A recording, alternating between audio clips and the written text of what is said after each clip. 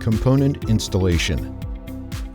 Begin by installing the two purge tanks, making sure to install each according to the direction of the 3/8" 90-degree elbow fitting located on the top of each tank.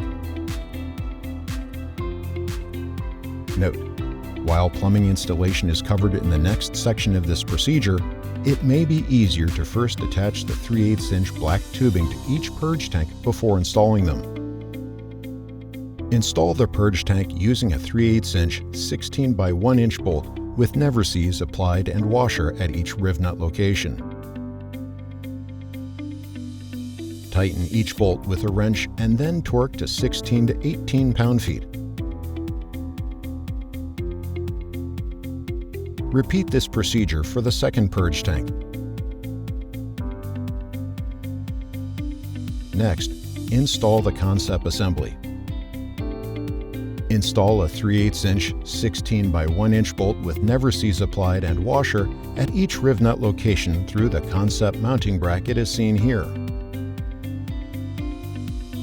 Tighten each bolt with a wrench and then torque to 16 to 18 pound-feet. Lastly, we will install the air dryer assembly. Begin by installing a 3/8" 16 by 1 1/4 inch bolt, washer, and nylock nut in both top holes with the bolt head and washer protruding from the forward side of the frame member where the air dryer will mount. Hand tighten the nylock nuts for now.